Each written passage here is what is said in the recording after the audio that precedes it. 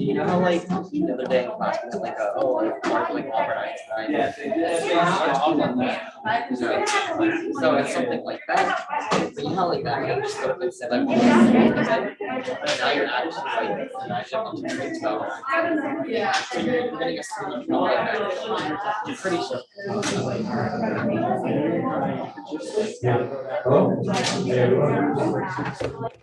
So last class we started talking about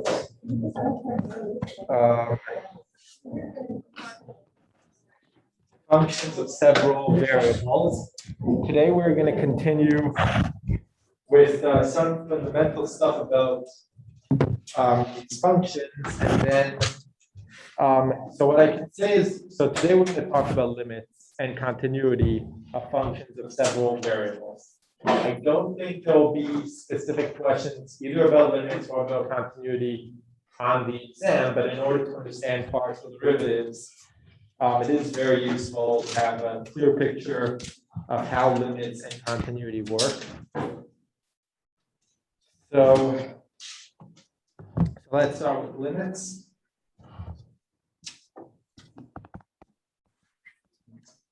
So in Calc 1, we saw that the limit, you can say that the limit as x approaches a of, let's say, f of x is equal to some number L. And that basically means if here's your function and here's the point a and you're approaching a, then your limit L is going to be this point over here. So this is L, and it just means that as you approach this A, you try to see what number you're approaching on your function. And then we've seen in Calc 1. So in multivariable calculus, we have something fairly similar, which is the limit as x comma y approaches AB of f of x comma y, that's equal to, let's say, L. And so what this means is, so we can try to draw two pictures to understand what's going on. One of them is a three-dimensional picture, x, y, and z. And we have our function, so here's our function, f of x, y. And the second graph will just be the xy plane. And so we're trying to say that, so the first part is this part, the limit as xy approaches AB. So let's say this is the point AB, right over here. So what do we mean by xy approaches AB? We mean any path that we take along the xy coordinate system that approaches AB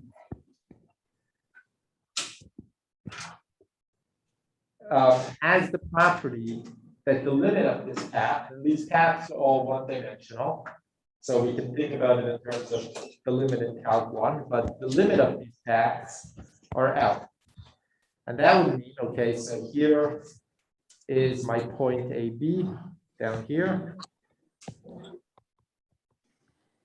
So if I approach AB, let's say like this, then on the graph, I'm approaching some point. And that point over here should be L. That's what we mean the limit as xy approaches AB and f of xy is equal to L. And proving that limits exist in multivariable calculus is actually harder, much harder than in single variable calculus, but we won't need to do any of that. So we don't actually have to prove the limits exist. We just have to understand the intuition of what a limit means. It means that as you approach some point in your xy coordinate system, on your surface, your f of xy surface, you are approaching some point L. That's just what it means. Any questions about this?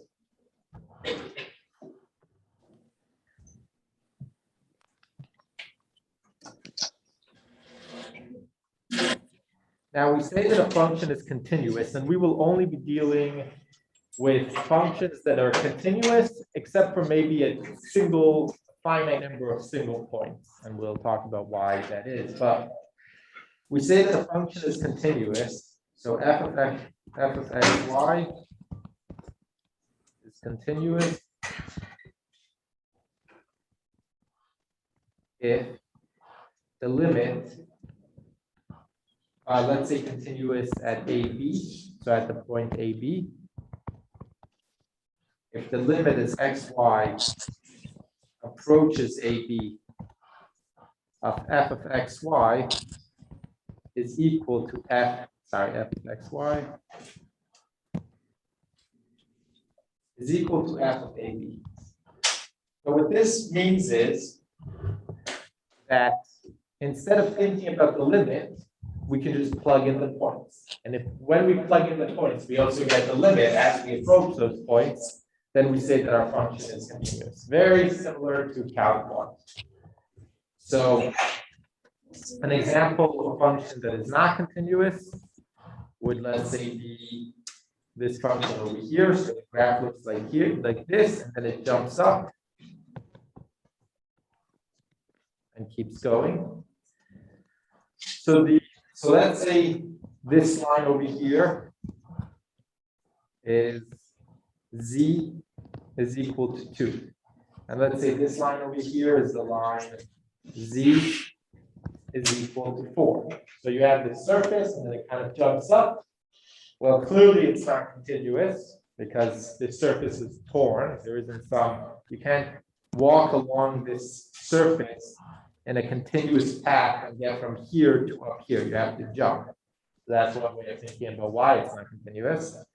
But it's also not continuous because it violates the definition of continuity. So if I take the limit as I approach, let's say, the point down here, this point, AB. Well, the limit as I approach from the bottom is going to be 2. But the limit as I approach it from the top, a different path, is going to be 4. And if I plug in the point, this point over here, AB, so f of AB, well, we can decide which one it is. It's either the bottom part, in which case we have some line over here, and then this is a dashed line, and so on and so forth. So I'm not going to spend too much time on this because it's not essential. It is important for what we're doing, but it's not the type of thing that you're going to see regularly, finding limits, seeing if functions are continuous. But we can do some examples to just make sure that we understand what it means for a function to be continuous. So let's say we say, so let's start with limits. What is the limit as x, y, z go to 2, 1, and -1? 3x squared z plus yx cosine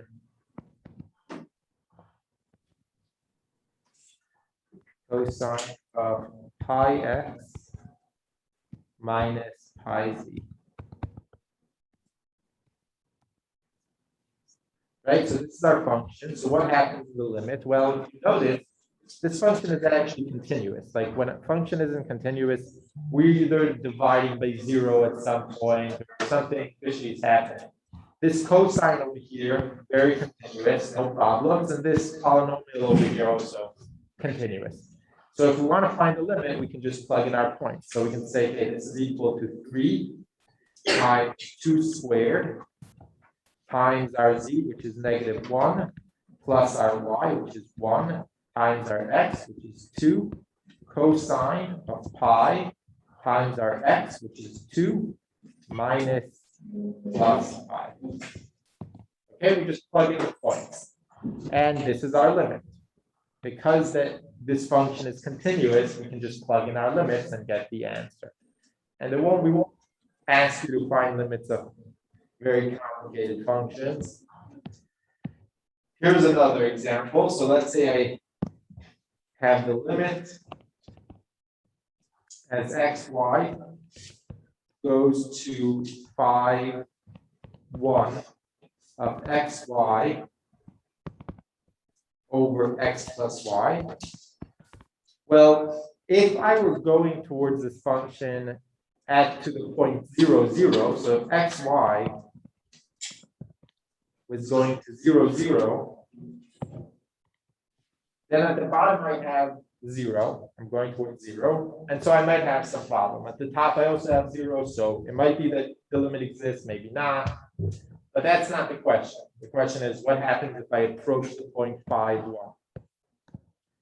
And so then I can just plug that in. I can put in 5 times 1 over 6. So just plug in the points, and that's going to be your limit. Okay, any questions?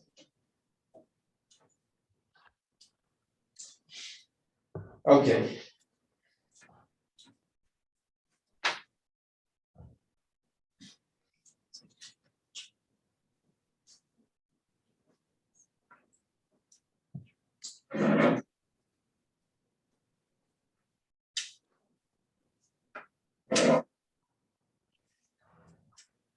So in a similar way, you can determine if a function is continuous at a point, right? This function is continuous at the point 5, 1, because you can just plug in the points and get the value of the function and nothing weird is happening. And similarly, this function up here is continuous at the point 2, 1, negative 1, because you can just plug in those points and again, get the value of your limit, right? That's how we got the limit. We just plugged in the points. And so long as you can plug in your points and nothing happens, you're not dividing by 0, you get some legitimate number, you know that, okay, my function is continuous. So the next thing that we will move on to is, once we understand a little bit about limits of continuity, partial derivatives.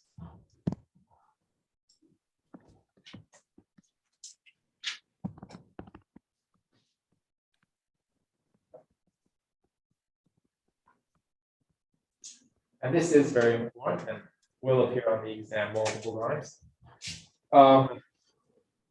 And so the question is, what is a partial derivative? So going back to Calc 1, if you have some function, here's our function. We can find, and it's the function f of x. We know that how to define the derivative of f of x. It's df over dx, which means what we're essentially asking, and this is something that in multivariable calculus becomes more and more important to think about.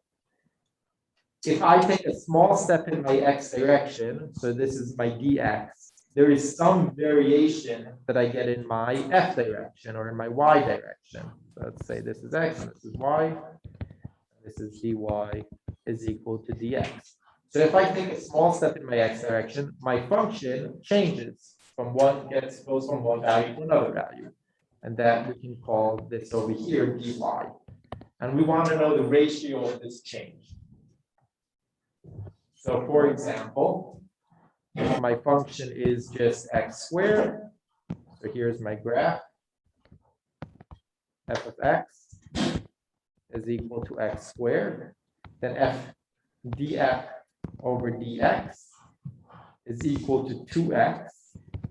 And if we ask 0, so let's say you're at 0, as I move along here a little, how is my function changing? Well, it's kind of flat, so the answer is it's not changing, which is why df dx evaluated at 0 is equal to 0. The ratio of the change in your x direction and the change in your f direction is going to be 0. So we can actually ask a very similar question in Calc 3.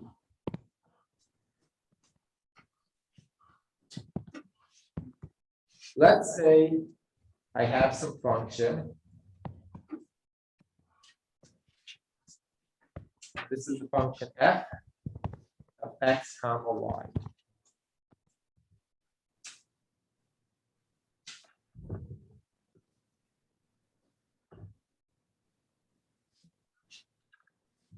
So the question can be, if I vary my x direction, let's say I put my y direction, I fix it, and I move along my x direction. So it's something like this. And instead of saying dx, let's call it partial x. Some change in the x direction, but fixing y. So y over here is some number. It's staying the same, but we're varying x a little. What type of change do we get on our function? So if we move along here, we might, in our z direction, have moved from down here to up here. So this can be my partial z, right? And when we do this, what we can also think about is that if your y is some fixed number, then your function suddenly becomes a function only in terms of x, at least for this question. So we can try to think about what that means as well. So let's say my f of xy is equal to 2x squared y cubed. So we can ask, what is the partial of f with respect to x, which is the question that we just asked. If we fix y, right? So if we fix y, we really only have one function, one variable, x, and then a dependent variable, z. But if we fix our y, we can think about us getting some curve like this. And this is a one-dimensional curve. It's kind of like we are suddenly in a two-dimensional case. So back to Calc 1. And that means that if your y remains fixed, you can treat it as a constant. So the derivative of this is going to be, well, let's imagine that y is suddenly some fixed number, 3, 4, we don't know what. It's whatever number you have here, but let's imagine it's some fixed number and take this derivative with respect to x. So the 2 comes down, so you get 4x y cubed. And that, in fact, is the partial derivative of f with respect to x. You imagine that your y coordinate is some fixed constant number, and you take your derivative only in terms of x.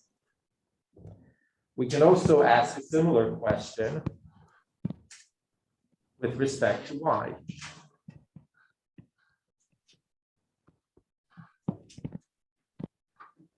So if here's my function, f of x, y, then we can say, okay, what happens if I fix my x, and I move in my y direction some partial y, so some small amount, infinitely small amount, but we take some small step in our y direction. How will this affect my z direction or my f direction? So how will this affect us here, partial z?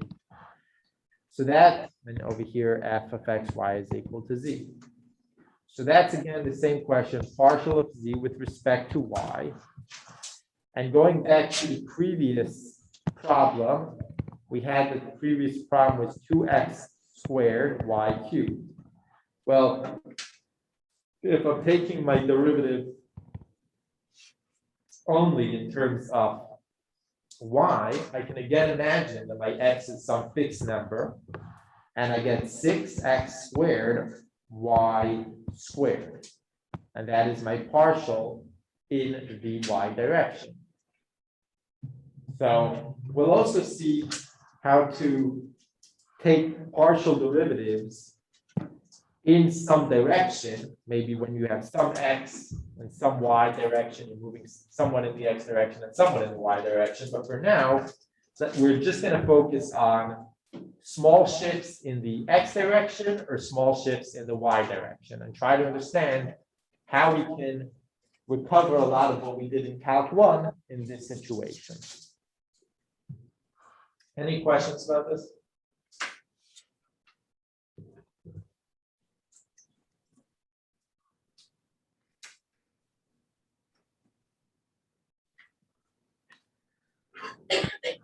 So what we can also do is we can ask for a partial derivative at some point.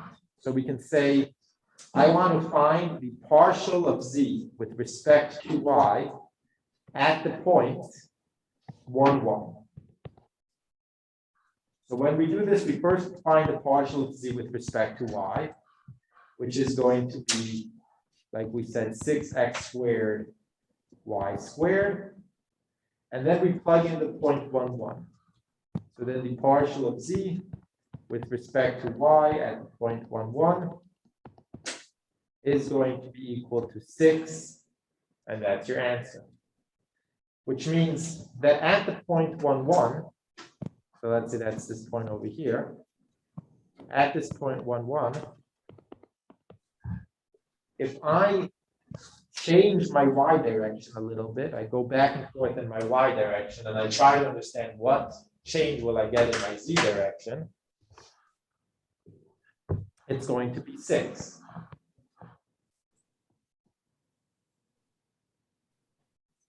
Any questions? Wait, you got 6, we plug it in 1, 1, which is 6x squared. Oh, Yeah. Just plug it in to x and y.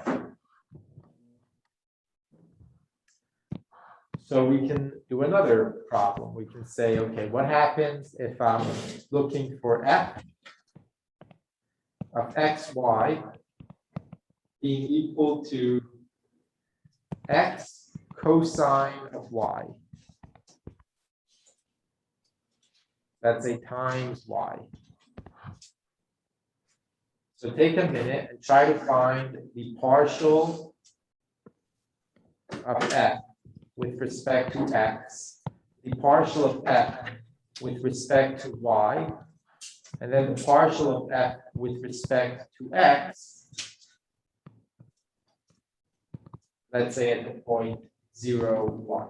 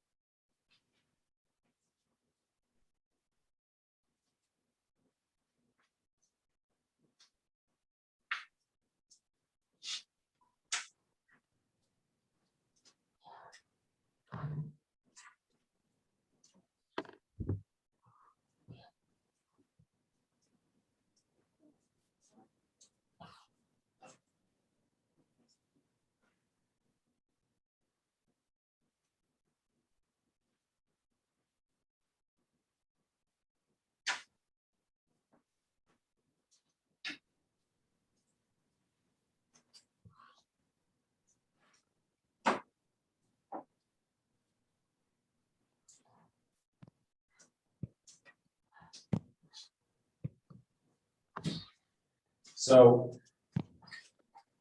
for the first one, the partial of f with respect to x is going to just be, so we treat the y as constant. So this entire part over here is some constant number. So this is then going to be cosine of y. Then the partial of f with respect to y is going to be, well, now we treat x as constant, but we have the product rule in terms of y. So it's going to be x times cosine of y times the derivative of y, which is 1, plus y times the derivative of cosine of y, which is negative sine y.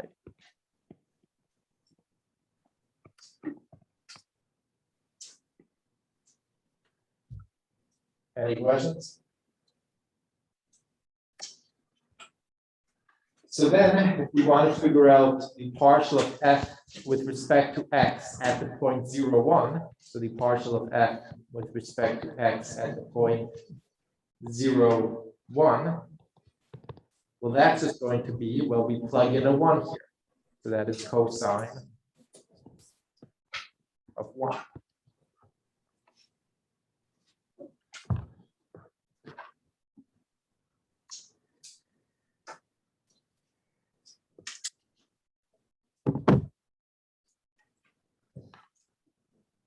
Wait, you go over the f with respect to y again? From how you look at the work out? Yeah, so we imagine the cosine is a constant number, like 3. Yeah. So once you have that number, we just put that here. So that's our x. And then we're taking the derivative of cosine of y times y. So that's the question. The question is Oh, it's changed. product. Yes. Cosine of y times the derivative of y. Right, yeah.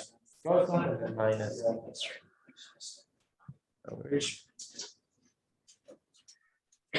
Okay, so let's do some other examples.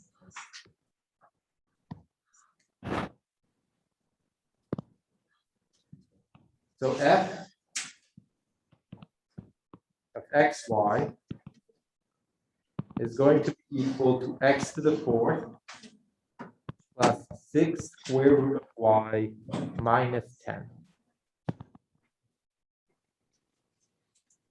Oh, also I have an announcement. I want to try something. Instead of having a section homework, I feel like there are a lot of homeworks, but I do need to give some extra material aside from what the class coordinator is giving.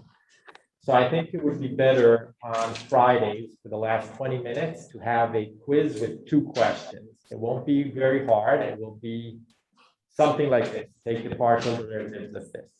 I would like to try it. It will help people remember what happened that week. It would only be 2 questions and it'll be 20 minutes. Yeah? No. No, I want to like prepare people for the exam. I feel like that was a common exam. Yeah. Like, so are we having tomorrow? So yeah, and this time it's pretty short, just vector value, I'll say this, there will just be partial derivatives. So something like this, you get a function, take the partial with respect to x, take the partial with respect to y, just so that everyone's keeping up with the material. I'm not going to promise that this will be every Friday, but I do want to try it just so people get practice of doing problems in a classroom without having the internet or anything like that. The problems won't be very hard, and you'll have 20 minutes at the end of class to do it, and it will generally cover the material from that week. Okay, I just want to try this and see how that goes. So, going back to this problem. Oh, and it will be, if you're wondering, in terms of the number of points, there is 50 points for the achieve homework and then 100 points for extra assignments. About 65 of those points will be for the homework, the written homework, and the whatever special section homeworks I give. And then the other 35 points are going to be for these quizzes. Okay? Any questions? Yes. I have one question about the achieve homework. Are you, so achieve when you finish the assignment gives you a grade for that assignment, but I keep having an issue where I'm putting answers in and it keeps saying they're wrong, and then it'll reveal the answer and it'll be the answer. So email me with all of those and I will. Okay. I believe someone else emailed me about achieve homework. I checked and it looked like they figured it out. So anyway. Okay, so let's find the partial of f. So the partial of f with respect to x. So now if we're treating y as a constant, we just ignore the y part. So we get 4x cubed.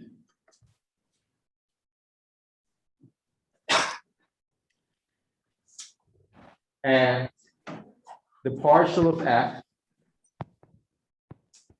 with respect to y, well, now we're treating the x as a constant. Yeah. Right, so we are ignoring the other parts. We are Yeah, you treat the y as a constant. If you're taking with respect to x, you're imagining that y is some constant number, 7, 20. So if y is a constant, if you take the derivative, it disappears. right? Any other questions? Okay, so the partial of f with respect to y is going to be 6 times 1/2 square root of y, right? You just take the derivative of the square root of y, right? It's y to the 1/2, and so you get 1/2 y to the negative 1/2, which is that. Okay, so that's the partial with respect to y. And again, you treat the x as constant, so it disappears. Okay, let's try another problem. Let's say W. So sometimes instead of, yeah. I have a question. So in problem 4, if we do x and y is opposite, why we bring them down? But for this one, we just ignore it. I mean, for the second one, you're treating x as a constant, but you're treating y as a variable. I mean, like for the question before, with the Okay. sign, if we brought down the x as well. You treat it as a constant. So let's say there was a 3 in front of this whole thing, right? What would happen? It would stay there because it's in front of the variable. Any other questions?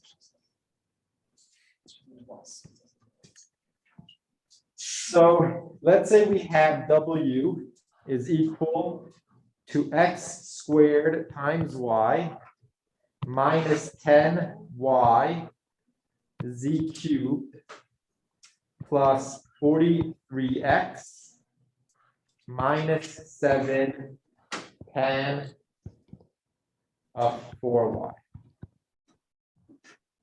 So now we have that our W is some function of 3 variables, x, y, and z. Right?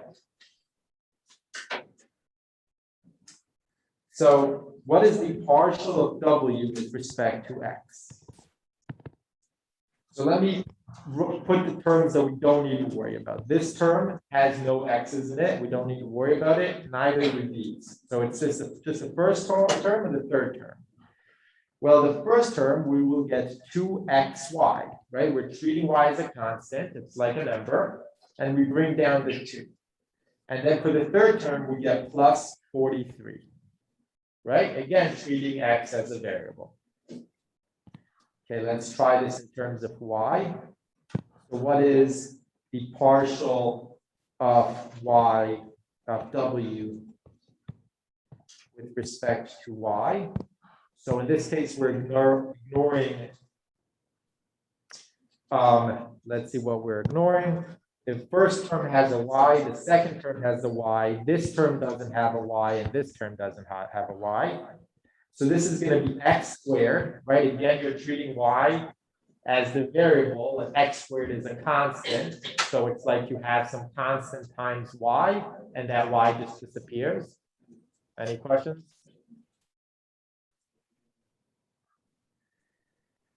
Okay, minus, and then the same thing, 10z cubed. Right now you're treating z as your constant, and your y is your variable. If you have one variable times some number, you just get that number after you take the derivative. And then, oh, is this plus, 7, okay, this isn't its own thing, this is tangent. So, tan. Okay, and then the last part now is its own thing, and it's going to be negative 7 secant squared of 4y times 4, right? Because you have the chain rule in tangent, and tangent is a function with y as a variable, and we're taking this partial with respect to y. Yeah. You take the partial of multiple variables at the same time. You say like respect to x and y. You cannot take them at the same time, but you can then do a second partial. So you can now ask, okay, what is the partial squared of w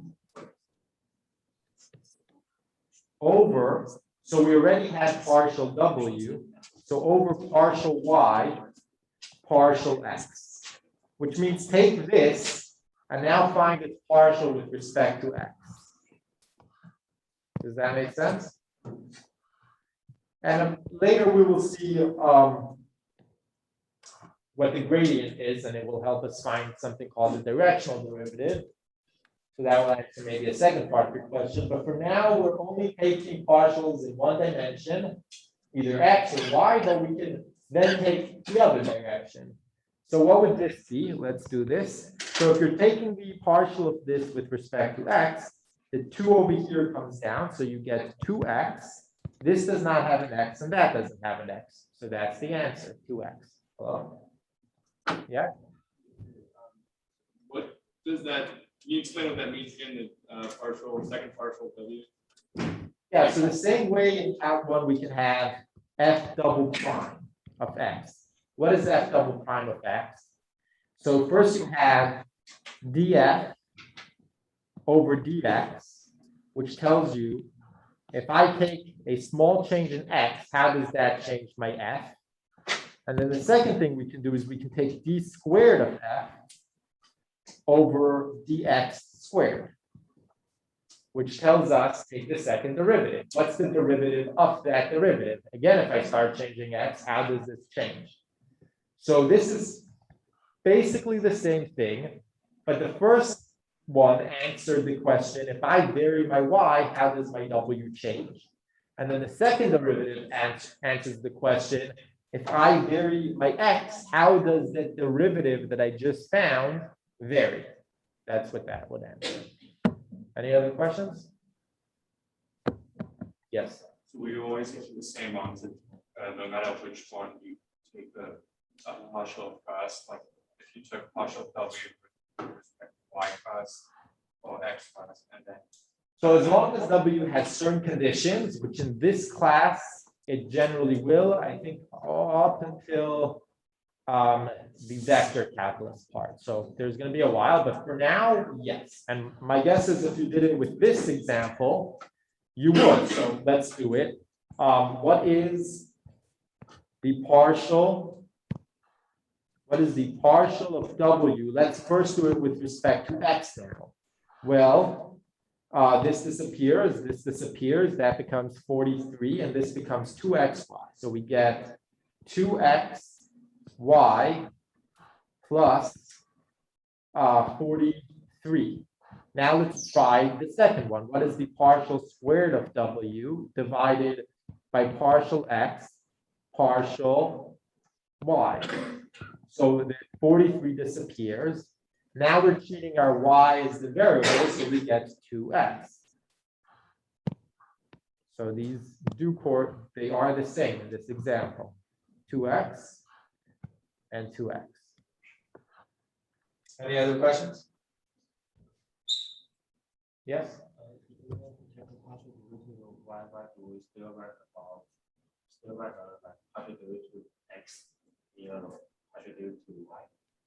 If you exchange them? I mean, this one has the y first, which tells you it was first done in the y direction, and then the x, and this one has the x first and then the y. Does that answer your question?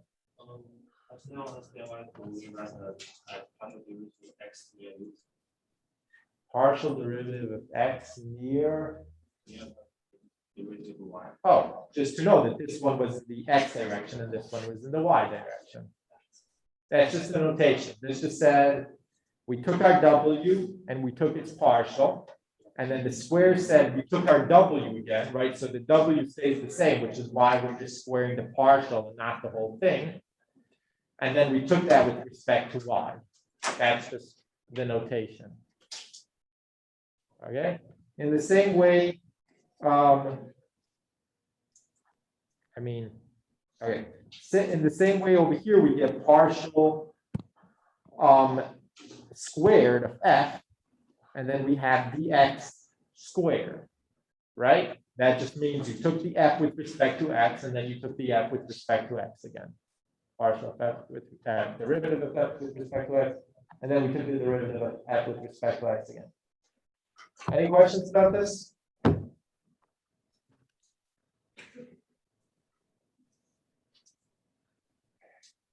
Okay. Then let's try another example.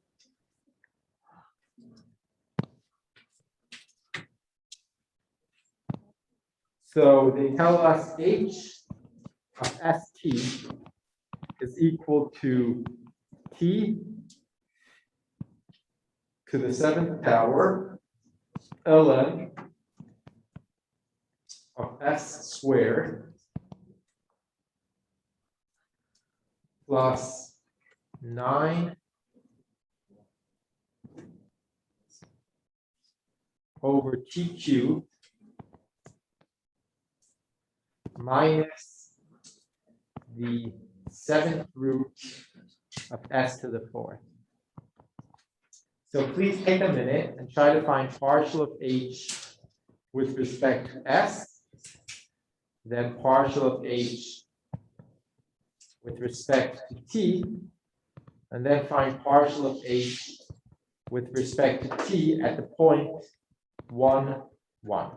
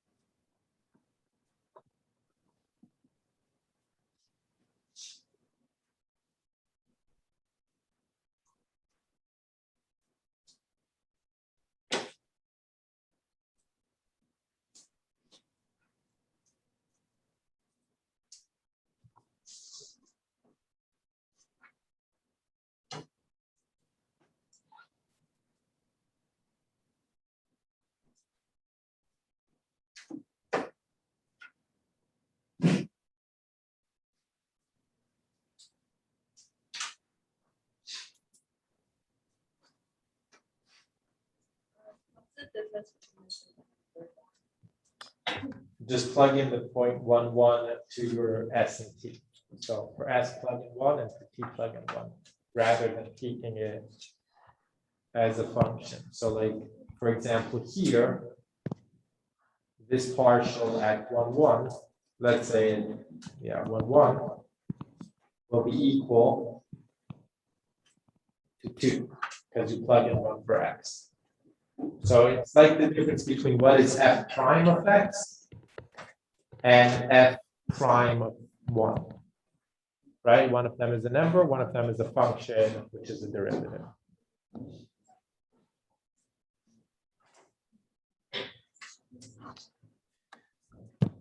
Okay, so the first thing to do when dealing with a problem like this is to simplify it in terms of derivatives. So h of st is equal to t to the 7th ln s squared plus 9t to the negative 3 minus s 4 over 7.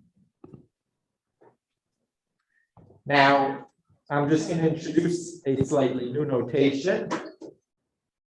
We will say that h of s of t is the partial of h with respect to s.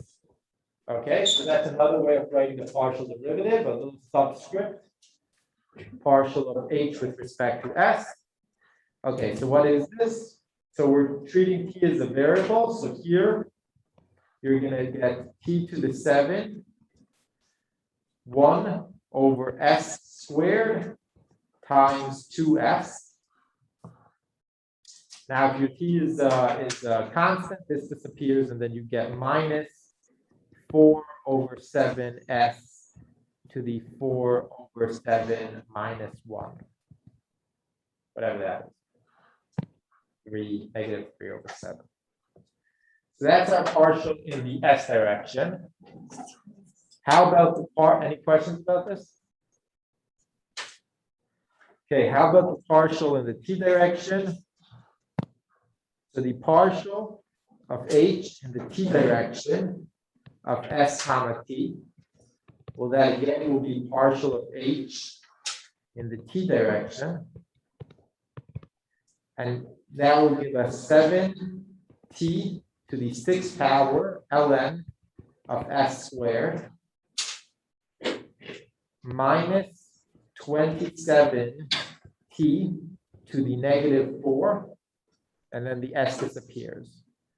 So h of t at the point 1, 1, right? So now this is your point and this is your partial, is going to be 7 times 1 times ln of 1, which is just 0, minus 27. Any questions about this? Okay, so now if we wanted to, let's say, take the partial of the first one with respect now to t, so we can write that h of ts. That's going to be the second partial of h, first with respect to s, then with respect to t. So now if we take the partial of this with respect to t, what do we get? So from here, we're going to get 7t to the 6th power times 1 over s times 2. And then this part disappears because we're taking the partial with respect to t. Any questions about this? And so then, of course, we can say, okay, what is h of ts at the point 1, 1? So what is the second partial derivative of this at the point 1, 1? We just plug in the point 1 here and 1 here. So we get 2 times 7 times 1 times 1. Okay, and that's it for today. Let me know if you have any questions.